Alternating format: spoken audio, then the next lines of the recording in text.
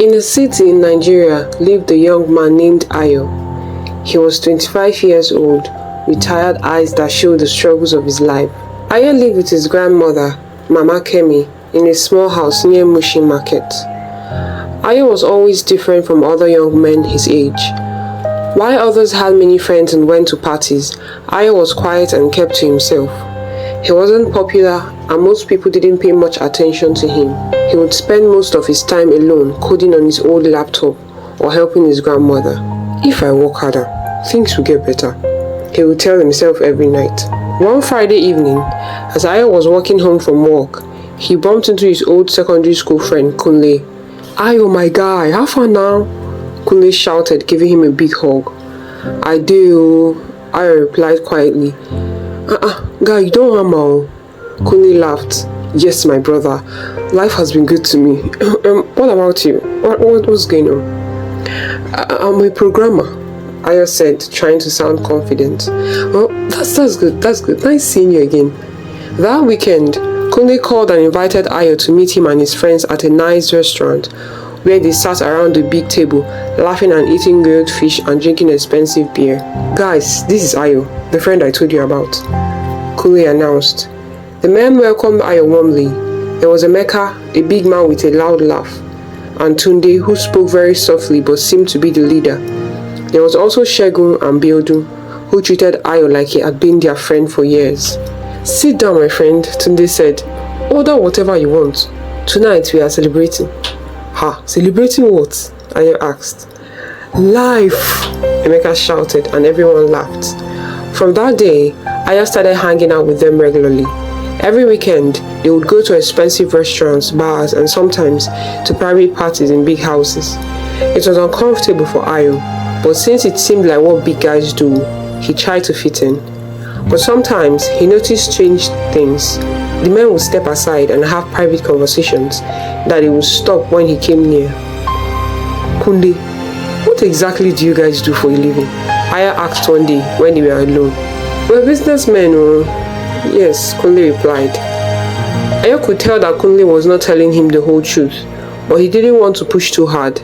These were the only friends he had and he didn't want to lose them. One day, Uncle Femi came to visit Ayo and his grandmother. Uncle Femi was a good man who always looked out for Ayo since the death of his parents. After they had eaten, Uncle Femi asked to speak with Ayo privately. "Ayo, my son, I saw you last week at that bar in Ikeja with some men." Yes sir, those are my friends." Uncle Femi's face became very grave. "Ayo, those men are not your friends. They are dangerous people." No sir, you are taking this serious. They are good people. They treat me well. They listen to me, young man," Uncle Femi interrupted. "I have been in this town for years. I know dangerous people when I see them. Those men are not good for you." Ayo shook his head. "Uncle, I think you're mistaken.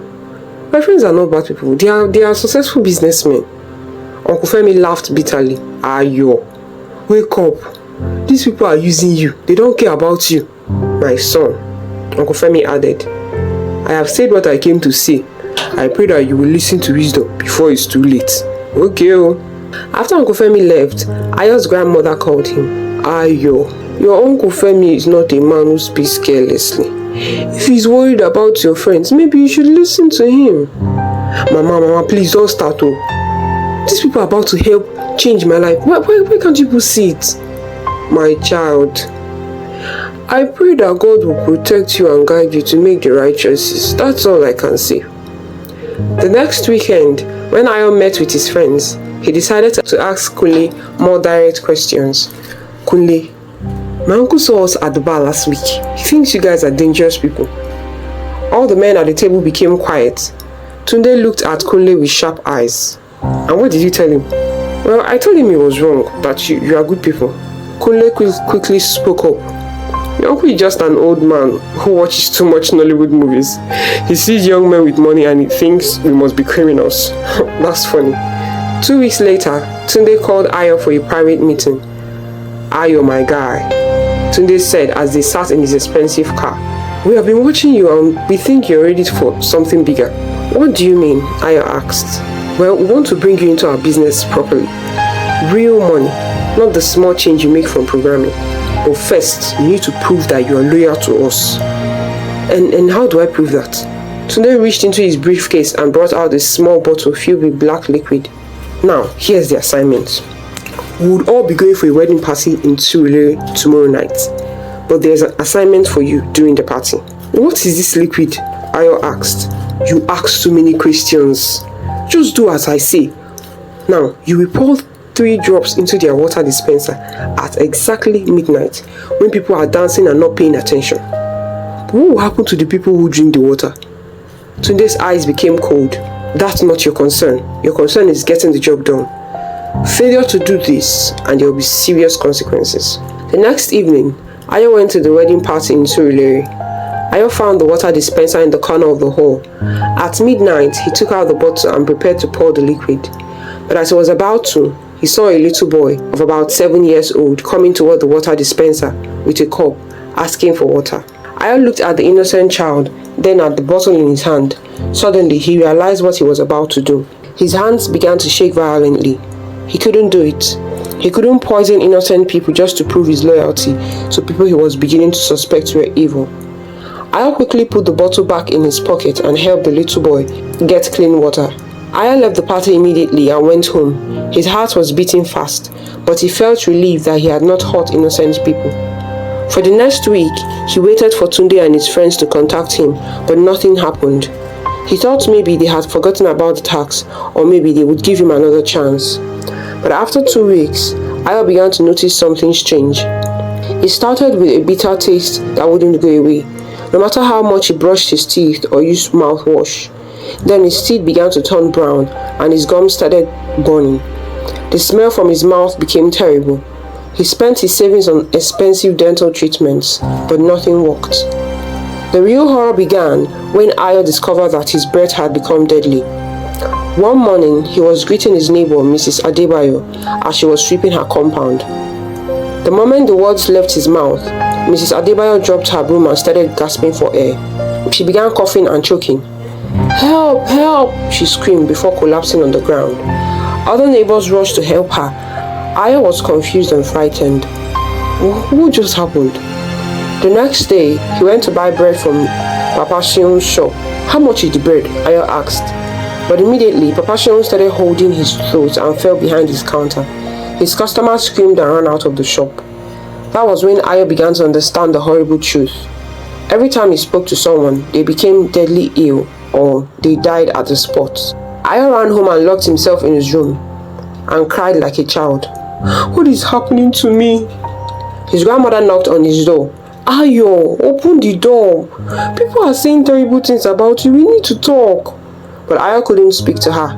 He was terrified that his breath would kill her, the only living relation he had. For 5 days, he didn't come out of his room. He didn't eat. He barely drank water. His grandmother kept knocking and begging him to open the door, but he remained silent. Ayo's heart was breaking. He couldn't bear to hear her crying. Then he opened his mouth.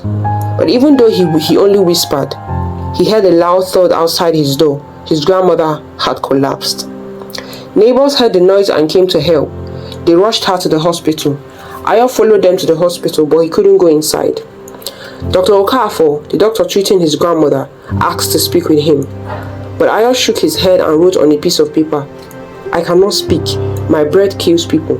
Dr. Okafor thought it was a joke until Uncle Femi assured him that it was the truth. Inside the hospital, Mama Kemi was getting weaker. That night, Uncle Femi prayed with Ayo. In the morning, a nurse came outside with tears in her eyes, announcing that Ayo's grandmother was dead. Ayo felt like his world had ended. He had killed his own grandmother, the woman who had raised him, loved him, and prayed for him every day. Days later, Ayo began to feel strange pains in his chest. His body was becoming weaker each day. The cause was not only making his breath deadly, it was slowly killing him too. Ayo tried all medicines Uncle Femi brought, but his condition only got worse. One afternoon, as he lay on his bed feeling terrible, regret filled his heart. But as he thought more about his situation, anger began to replace the regret. That night, he made a decision. If he was caused to die this way, he would get revenge first. He started hunting Kunle and his gang one by one. He started with Emeka, then Shegun, Biodu, Tunde, and then finally Kunle. Ayo would confront them and talk until they could perceive the bad breath from his mouth. After killing all of them, Ayo was happy, but at the same time, he was deeply sad about how he messed up his life. 2 days later, Uncle Femi came to visit Ayo, but there was no answer from inside the house. Growing very worried, Uncle Femi pushed hard on the door until it opened. The moment he stepped inside, a terrible smell hit him. "Oh no!" Uncle Femi screamed as he walked toward the bedroom. There on the bed was Ayo's body, already swollen and decaying badly. Uncle Femi fell to his knees outside the house and wept bitterly. "My son, my poor son, why didn't you listen? Why didn't you wait for me?" He cried for Ayo, for Mama Kemi, and for all the pain and destruction that could have been avoided if only Ayo had made different choices. The story of Ayo's tragic end became a powerful warning throughout the neighborhood.